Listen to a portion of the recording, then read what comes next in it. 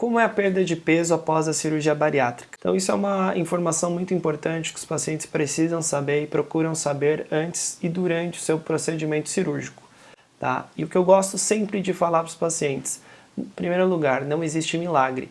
Tá? A cirurgia por si só não vai entregar os resultados nem os valores que eu vou comentar aqui com vocês agora. Os melhores resultados para você conseguir o que eu vou falar é baseado em você conseguir seguir a dieta que o nutricionista vai te passar, você conseguir ficar longe dos doces e dos alimentos altamente calóricos e ter uma prática de atividade física. Então, quanto de peso você vai perder na cirurgia bariátrica? E para isso a gente precisa entender duas coisas. Se a gente está falando do peso total, tá? Ou se a gente está falando do excesso de peso. Então, a maioria dos trabalhos até 2015, eles falavam do excesso de peso. Então, a partir de 2015, a Sociedade Americana, eles querem que nós utilizemos o baseado no peso total. Todos os nossos cálculos sendo utilizados como o peso total de quanto o paciente vai perder. Mas a gente ainda não tem tantos trabalhos, tá? Apesar de ser uma recomendação, e por isso eu continuo utilizando os meus cálculos baseados no excesso de peso. Provavelmente isso é uma coisa que está no período de transição, a gente vai mudar para o cálculo do peso total, mas ainda a gente usa o cálculo no excesso de peso. Explicando isso, então a gente olha para um paciente e vê quanto ele tem de excesso de peso. Então você vai pegar a sua altura, por exemplo, um paciente com 1,55 m. Você vai multiplicar 1,55 m por 1,55 de novo, chegou no valor de 2,4. E esse valor você vai multiplicar por um IMC, que seria o IMC ideal. Vamos colocar aqui, lembrando que isso é só para fins de cálculo.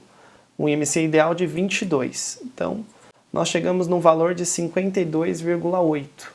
Consideramos que esse paciente de 1,55 m tenha 100 kg. Então, 52,8 menos 100.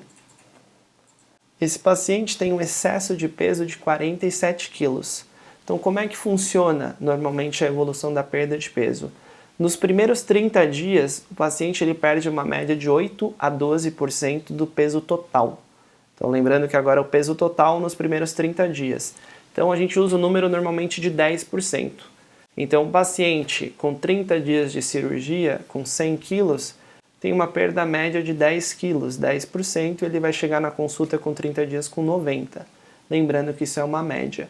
A partir disso, a gente tenta manter com uma rotina adequada de atividade física uma média de perda de 1 kg por semana.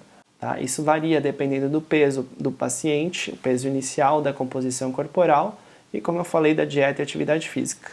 Chegando no final de um ano, o paciente que fez a cirurgia de sleeve pode chegar em uma média de perda de peso de 55% a 60% do excesso de peso, e o paciente que fez o bypass pode chegar a uma perda próxima aí de 70% do excesso de peso.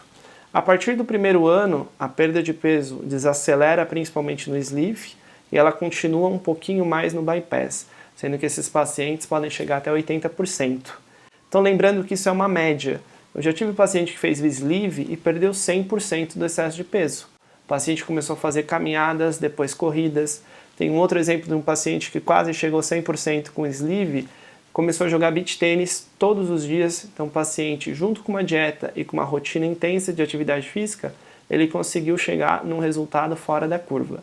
Mas então lembrando, 30 dias, uma perda média de 10% do peso total, e com 1 ano a 2 anos de cirurgia, uma média de 60% até 70% no sleeve, do excesso de peso, e uma média de 70% a 80% no bypass. Os resultados acima disso nós conseguimos para diversos pacientes, mas a gente precisa da ajuda de vocês para chegar no melhor resultado.